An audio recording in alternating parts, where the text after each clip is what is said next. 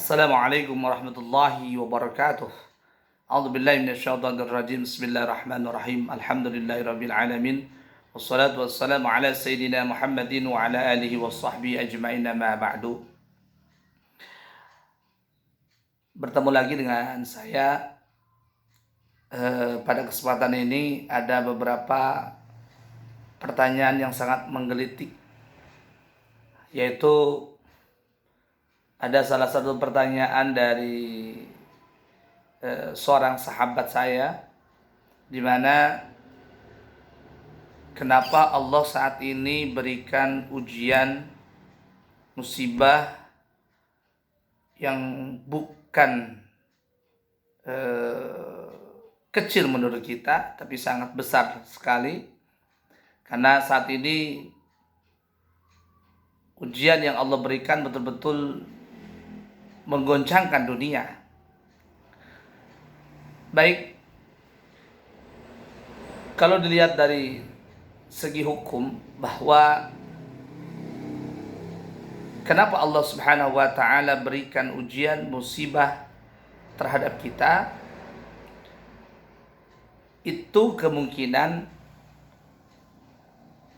Allah ingin memberikan peringatan terhadap kita. Kenapa demikian?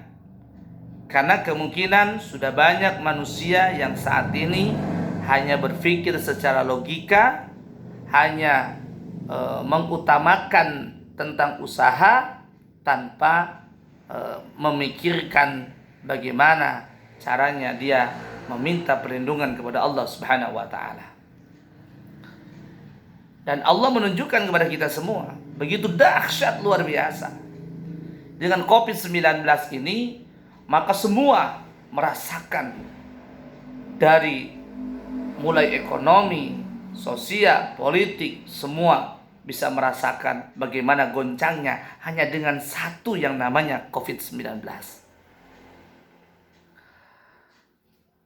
Lalu apa yang mesti kita lakukan saat ini?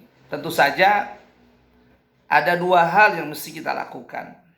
Yang pertama adalah sebagai seorang muslim, maka wajib kita ikhtiar. Ikhtiar apa? Itu tadi, pemerintah saat ini sudah mengajak kepada kita semua untuk menjaga protokol kesehatan. Ini hukumnya wajib lakukan oleh kita. Karena pemerintah itu adalah umara, di mana wajib kita harus mentaati itu selama tidak menunjukkan kepada kita jalan kebatilan. Ini untuk kesehatan kita, wajib hukumnya. Kemudian yang kedua, selain daripada menjalankan apa yang oleh pemerintah anjurkan, yaitu protokol kesehatan yang tadi, maka ada yang satu yang jangan sampai kita lupakan. Apa? Kita meminta perlindungan kepada Allah Subhanahu wa taala. Dengan apa? Banyak cara. Salah satunya MUI, Majelis Ulama Indonesia, khususnya di Kabupaten Cianjur, telah memerintahkan kepada kita untuk qunut nazilah bagi setiap orang, baik yang sedang berjamaah ataupun yang sedang sholat sendiri, sholat fardu, lakukan qunut nazilah. Atau bagi orang yang tidak mampu atau tidak tahu bagaimana cara qunut nazilah, mintalah kepada Allah agar diselamatkan dari musibah ujian ini. Jadi jangan sampai kita hanya melakukan protokol kesehatan tanpa kita juga berdoa kepada Allah Subhanahu wa taala. Nah, ini dua hal yang tidak bisa kita lupakan. Dua hal yang tidak bisa kita tinggalkan. Yang pertama adalah ikhtiar, yang kedua adalah berdoa. Tanpa dua-duanya dijalankan, maka tentu ini tidak akan berhasil di dalam menanggulangi COVID-19 ini.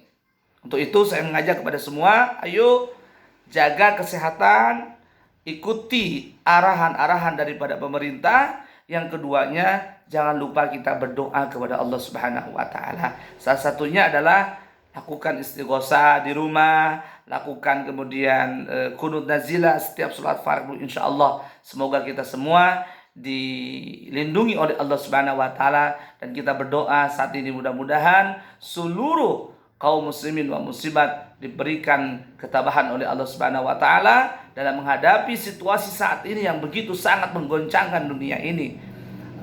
Kemudian ya, kita doakan bagi orang-orang yang sedang dalam keadaan sakit, baik itu COVID ataupun yang bukan COVID, maka doakan oleh kita mudah-mudahan mereka ini diberikan ketabahan oleh Allah Subhanahu wa taala dan diberikan kesembuhan oleh Allah Subhanahu wa taala.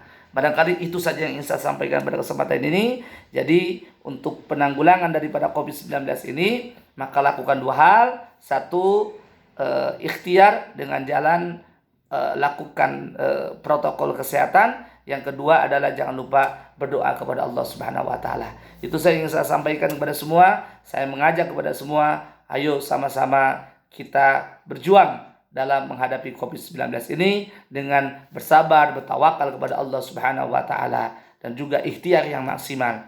Itu saya ingin saya sampaikan. Wassalamualaikum warahmatullahi wabarakatuh.